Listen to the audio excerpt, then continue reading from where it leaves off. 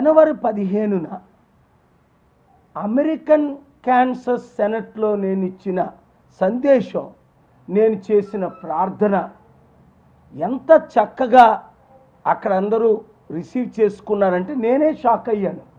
58 యుద్ధాలు ప్రపంచంలో, మన దేశ బడ్జెట్ ఎంతో, సంవత్సరానికి 3 ట్రిలియన్ యుద్ధ సామగ్రి ద్వారా వాళ్ళకి 3 ట్రిలియన్ వస్తుందని, కానీ నష్టం ఎంత వస్తుంది? 89 నుండి 4 ట్రిలియన్ అప్పు ఈరోజు దాదాపు 40 ట్రిలియన్ అయింది కదా. వారు చేసిన యుద్ధాల ద్వారా కోట్ల మంది చనిపోతున్నారు కదా. ప్రపంచంలో దాదాపు 850 కోట్లలో 200-300 కోట్లకి తిండేనా లేదు కదా. ఇన్ని కోట్లు యుద్ధ సామగ్రి కొరకు ఖర్చు పెట్టి, అలాగే China, Russia, India, Pakistan, north Korea తిండి పెట్టలేకపోతున్నారు. కానీ జర్మనీ, యూకే, ఫ్రాన్స్ యుద్ధ సామగ్రి కొరకు ఎంత డబ్బు వేస్ట్ చేస్తున్నారు. నేను శాంతి దూతగా ఉంటానని చెప్పి మాటిచ్చి కాలబేరం పెట్టుకున్న ట్రంప్కి మరలా నేను మద్దతు ఇచ్చి 2024లో ఇప్పుడు యుద్ధాలకి నాయకుడైన ప్రెసిడెంట్ అయ్యాడు.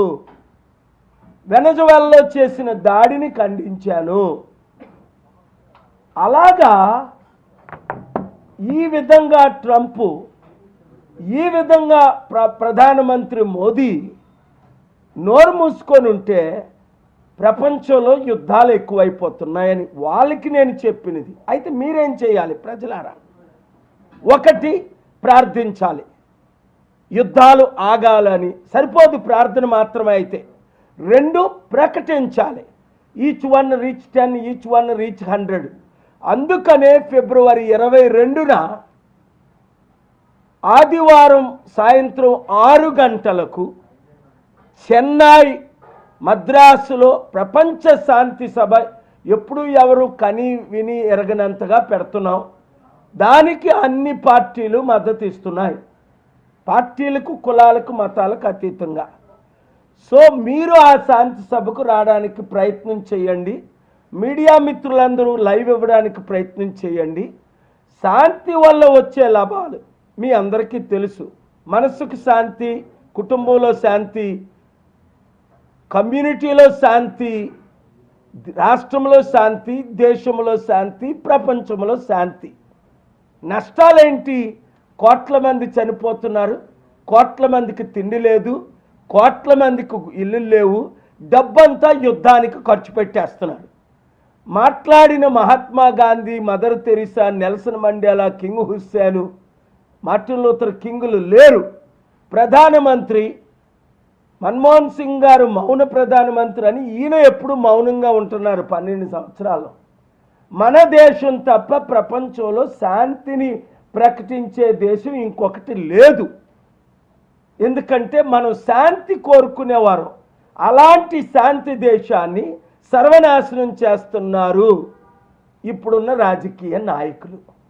ఇవాళ పొలిటికల్ మీటింగ్ కాదు కనుక వారి గురించి నేను మాట్లాడను.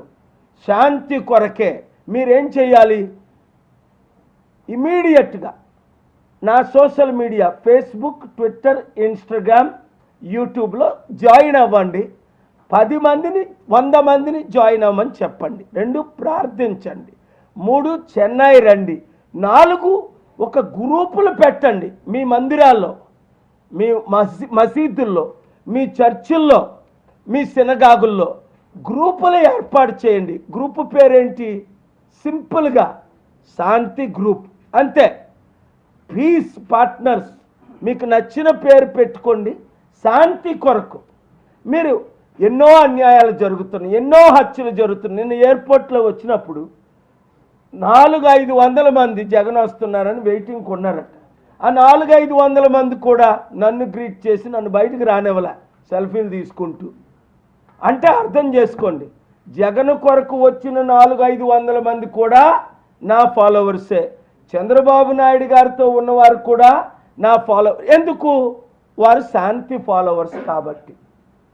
మన తేడాలు మనం పక్కన పెడదాం, రాజకీయాలు పక్కన పెడదాం, శాంతిని ముందుకు తీసుకెళ్దాం, శాంతి దేశంగా మరలా పేరు సంపాదిద్దాం, యుద్ధాలన్నీ ఆపి శాంతిని ముందుకు తీసుకెళ్దాం.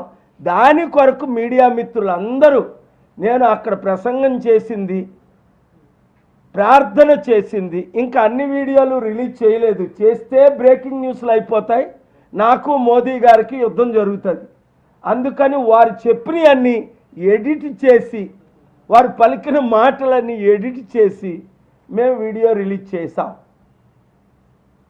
చేయకపోతే నేనేం చేస్తున్నానో ఎవరికి తెలియదు. ఇప్పటికే 199 మీటింగులు నేను మీడియా ముందుకు రావట్లేదు, అన్నీ సీక్రెట్గా. ఎవరిని కలుస్తున్నాం, ఏం చేస్తున్నాం, ఎందుకు అంటే మీడియాలో మీరు చిత్తశుద్ధితో ప్రకటించిన దాన్ని రాజకీయ నాయకులు కుట్రతో నన్ను ఆపుతున్నారు. నా ఏరోప్లేన్లు మూసేశారు, నా 14 అకౌంట్లు మూసేశారు. అరే బాబు, ఈయన ఫేమస్ అయిపోతున్నాడని. తప్పేముంది? శాంతి కొరకు శాంతి ప్రకటించి మంచి చెప్తుంటే ఒకరినొకరు చంపుకోండి, యుద్ధ సామగ్రులు చెయ్యండి, యుద్ధాలు చెయ్యండి. మీకులాగా హిందూ ముస్లింల మధ్య, హిందూ క్రిస్టియన్ల మధ్య చర్చలు పెట్టడం లేదు కదా, లడ్డూ వివాదాన్ని నేను తీసుకురావట్లేదు కదా. అందరూ శాంతిగా ఉండండి. హిందువులు, ముస్లింలు, మహమ్మదీలు, క్రైస్తవులు, బుద్ధిస్టులు జూన్ 21న లీడర్స్ 7 మతాల నాయకులు జూన్ 21ని ఢిల్లీ నా శాంతి సదస్సుకి ఎందుకు వచ్చారు? నేను శాంతినే ప్రకటిస్తున్నాను. అనాథుల్ని, వితంతుల్ని, నిరుద్యోగుల్ని, బీద ప్రజలను ఆదుకుంటున్నాను. మీరు కూడా అదే చేయమని కోరుకుంటున్నాను. Thank you very much. God bless you.